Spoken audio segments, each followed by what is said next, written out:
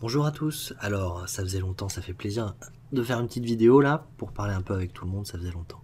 Donc aujourd'hui on va parler un petit peu bon, des petites nouveautés bientôt qui vont arriver, qui devraient se développer. Mais d'abord, en fait, je voulais revenir sur un sujet parce que c'est vrai que j'étais reconnu pour être un grand amateur de carto. Et ça fait longtemps que je ne vais plus sur carto. Et c'est vrai que j'en avais pas forcément fait une vidéo. Et je pense avoir un peu abandonné notre clientèle carto parce que c'est vrai que je n'ai pas forcément dirigé vers autre chose et les fanats du rendu carto c'est vrai que ils n'avaient pas grand chose à se mettre sous la dent à part les cartes Bosch qui bon, on va dire que la qualité s'améliore pas avec le temps malheureusement. Il y a même des employés de Bosch qui se sont barrés, voilà, donc c'est assez compliqué et la réponse est quand même assez simple. Je vois encore des gens moi, qui me disent ouais, t'as pas rentré de carto, machin, je me fournis ailleurs. Et ces gens-là, j'ai envie de leur dire arrêtez de vaper sur carto.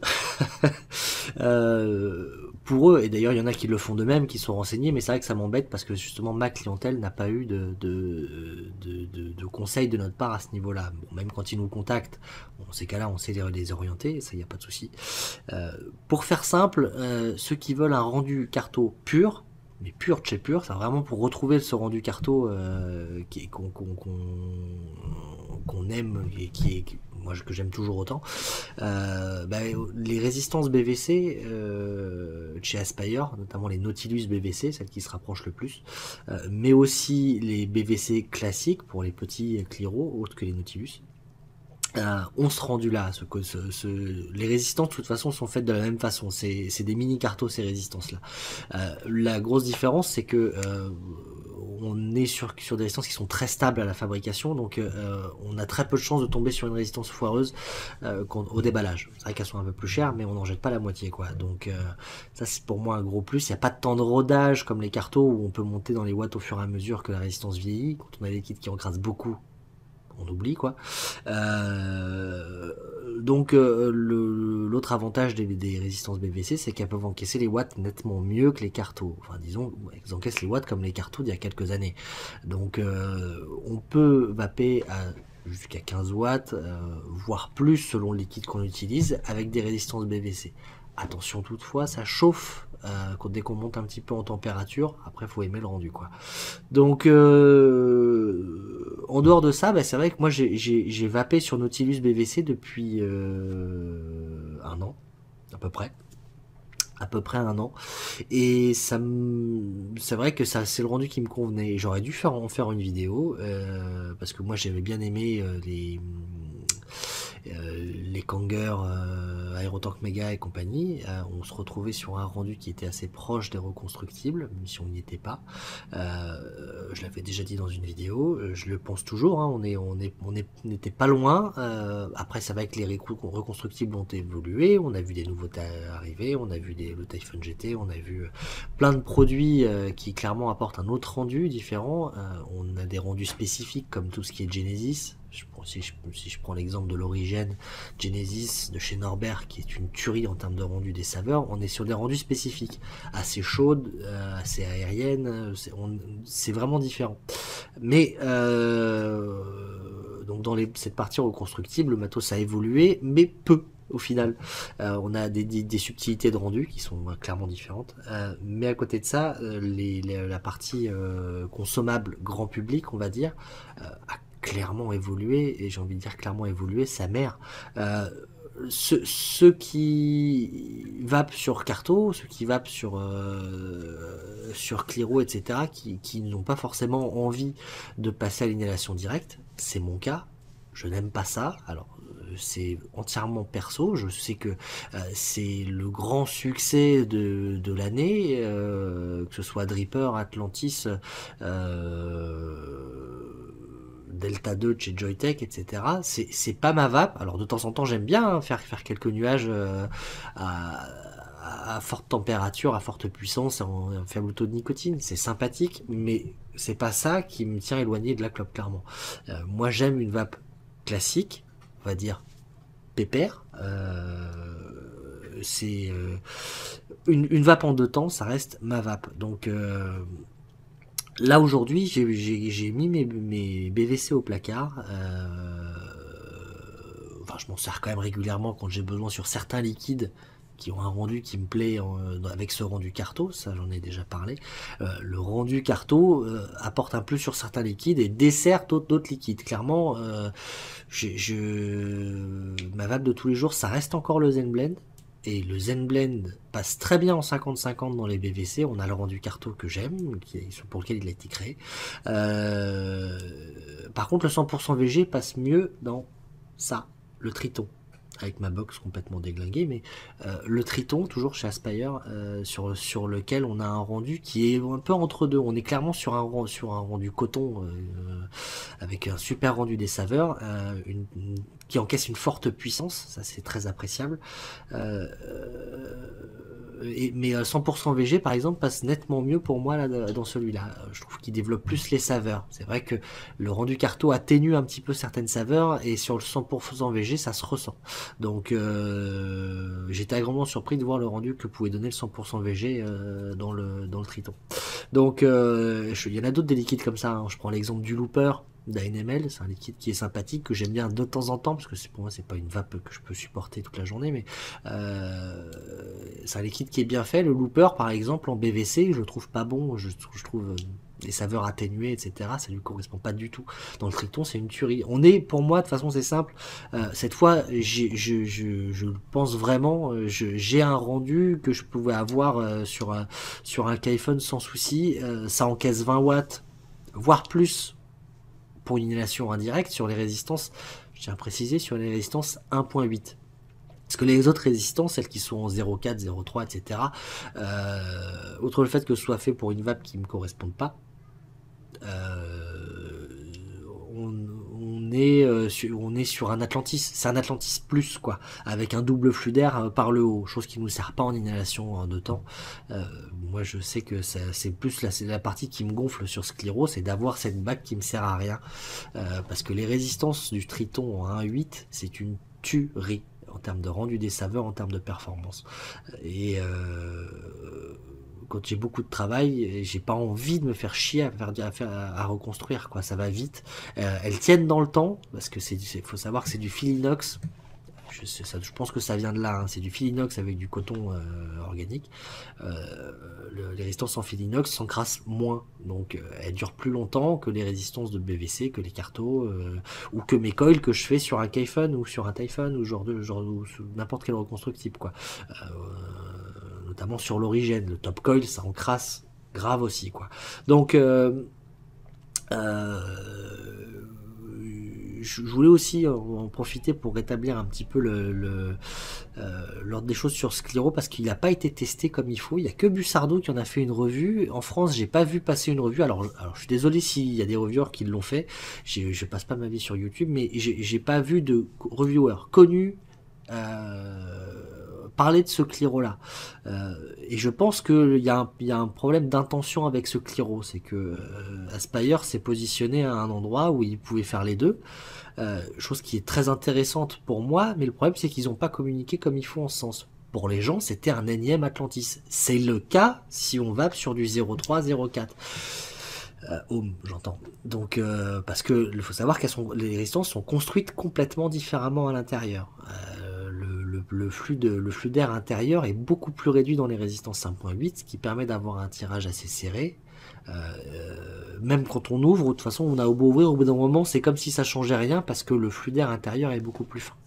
Dans les 0.4, on a un trou qui est comme ça à l'intérieur, donc l'air passe. On peut ouvrir en plus en haut, ce qui permet d'avoir beaucoup d'air qui arrive dans le mélange. Pour faire des gros nuages. Ça marche bien, mais ça marche comme un Atlantis, et c'est tout. Voilà. Par contre, sur les 1.8, on est clairement sur une vape qui, pour moi, déchire. Moi, je suis bluffé depuis que je l'ai. Je m'en suis servi d'un pendant 15 jours, j'en ai pris un deuxième parce que pour alterner, parce que c'est vrai que c'est confortable à utiliser, le remplissage est ultra facile, et j'ai vu par contre par rapport à ça, j'ai vu des gens se plaindre de problèmes de fuite, de glou et ce genre de choses. Alors, chose que j'ai pas rencontré, mais moi je sais pourquoi les gens ont rencontré ce problème, c'est que, ça tombe bien, il va falloir faire le plein. Hop, on enlève cette partie-là, la partie qui soutient le drip tip, hein, que j'ai remplacé. J'ai mis un drip tip de Drip and Vap de chez la drip box de chez Drip and Vap. Salut Dex. Et on tourne la bague, ça nous fait penser au DTCM. Ce qui est bien, c'est qu'on a un clic qui nous permet de le sentir. Et on a accès à 2 trous en haut. Alors je vais essayer de faire une petite mise au point, vous allez voir. Voilà. Donc, la manière logique qu'on connaît tous, c'est de remplir par un petit trou.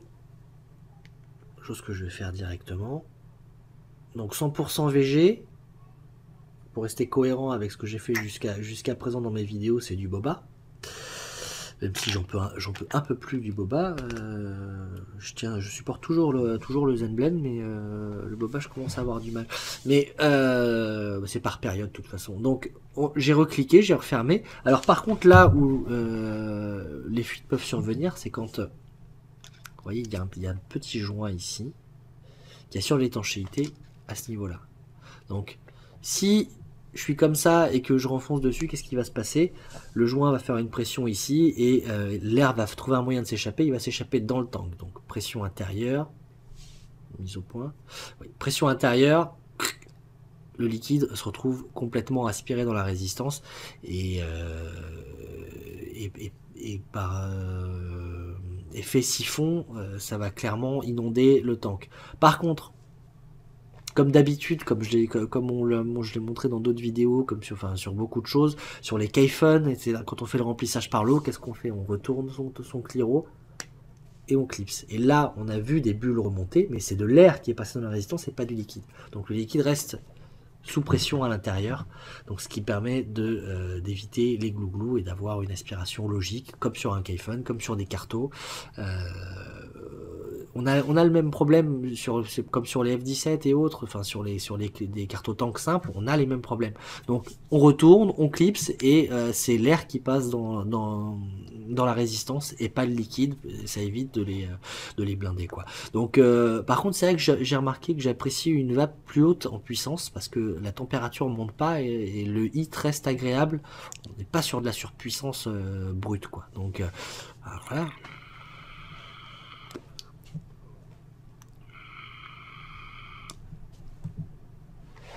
Je suis à 15 watts, je fais ma vape en 2 temps, comme d'habitude, donc dans la bouche et ensuite directement dans les poumons, enfin directement dans les poumons après avoir aspiré directement comme une cigarette. J'aime pas parler de ça en vidéo, mais bon. Et ça, c'est ma vape. C'est ma vape et je sais que c'est encore la vape de certaines personnes.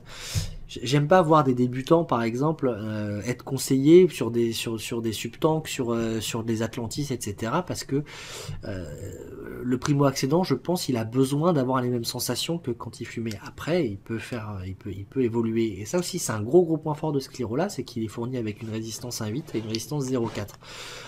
Ça me fait chier que ce soit la 0.4 qui est mise par défaut sur le cliro. Donc quand je déballe, j'enlève la résistance et je mets la 1.8 à la place. Mais il y a les deux de fournis avec, donc si un débutant s'équipe avec ce cliro là, il peut évoluer de lui-même sans avoir à remplacer son matos. Aujourd'hui, on peut avoir des box à 40 € qui marchent très bien avec un cliro comme ça qui vaut 35 ou 40 €, je sais plus. Le prix d'un kit de débutant, on a quelque chose qui permet d'aller jusqu'à 30-40 watts la plupart du temps, mais qui permet aussi de vaper de manière classique, comme c'est le cas ici. Donc pour une vape là où je vapais à 12 watts, c'est vrai que j'ai tendance à vaper à 15 watts, j'ai une consommation qui est légèrement supérieure à cause de ça, et aussi parce que la résistance est tellement tout le temps imbibée que c'est ce qui fait le rendu des saveurs qui est particulièrement bon sur ce cliro là.